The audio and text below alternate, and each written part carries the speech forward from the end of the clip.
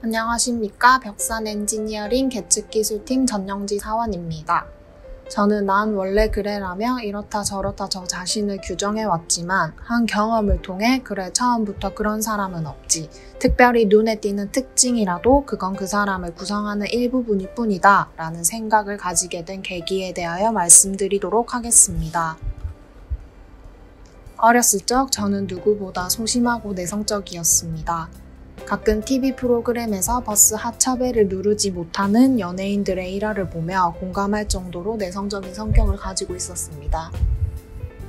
더군다나 초등학교 미술 시간에 촌농을 이용하여 그림을 그렸던 적이 있습니다. 선생님을 불러 마무리해야 했지만 선생님을 부르지 않고 혼자 해결하려다가 손가락에 화상을 입은 적이 있을 정도로 저는 소심했습니다.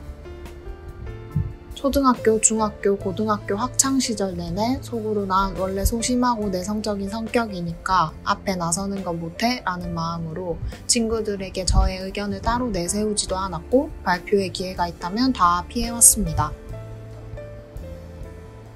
하지만 학교를 다니면서 생각보다 남 앞에 나서야 하는 경우가 많았습니다. 발표를 다 피해오던 저는 대학교 발표 수업을 들으면서 앞서 말씀드렸던 저의 생각들을 바꾸게 되었습니다. 딱히 특별한 계기가 있었던 건 아니지만 한 동기가 평범한 소재로 자기 얘기를 하며 다른 사람들의 이목을 집중시키는 모습을 보고 저 또한 발표를 성공적으로 마치고 싶다 생각했습니다. 물론 좋은 성적을 받기 위해 그런 것도 있었지만 앞으로 이런 기회가 올 때마다 모른 척 넘어가기엔 스스로 한심하지 않나라는 생각이 들었고 스스로 난 이거 원래 못해 라고 생각해온 것을 극복하고 싶어 열심히 연습하고 또 연습했습니다. 발표 준비를 열심히 했던 탓인지 준비하는 동안 생각보다 별거 아니래 라는 생각도 했고 발표를 마치고 나서도 남 앞에서 발표하는 게 그렇게 힘든 건 아니구나 라는 생각도 잠시나마 할 수 있었습니다.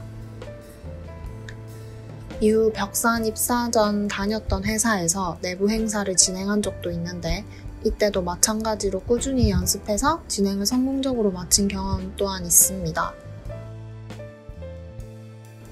요즘 MBTI나 테스트로 자기 자신의 성격을 하나로 묶어버리는 경우가 많은 것 같습니다. 저도 MBTI를 재미로 보긴 하지만 이런 테스트에 너무 많이 의존하면 어려운 상황에 닥치는 경우 그 문제를 자신의 성격의 탓으로 돌리는 경우가 많은 것 같습니다. 이런 주제로 발표를 하고 있는 저도 비록 활발하고 외향적인 성격으로 변한 것은 아니지만 필요한 경우 이를 극복하기 위해 노력하고 있고 그 노력을 통해서 부족한 점을 채우기도 했습니다. 발표를 마무리하면서 앞서 제가 말씀드린 경험을 통해 배운 점을 말씀드리겠습니다.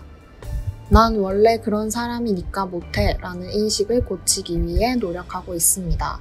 이런 인식을 고침으로써 상대방의 한 부분을 보고 전체를 판단하지 않게 되었습니다.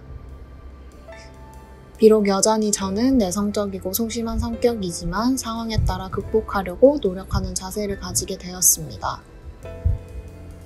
벽산 엔지니어링에 입사한 지 7개월이란 긴 시간이 지났지만 아직 익숙치 않은 회사 생활에 적응하여 저의 부족한 점을 극복하기 위해 더 노력할 것입니다. 이상 벽산톡을 마치도록 하겠습니다. 감사합니다.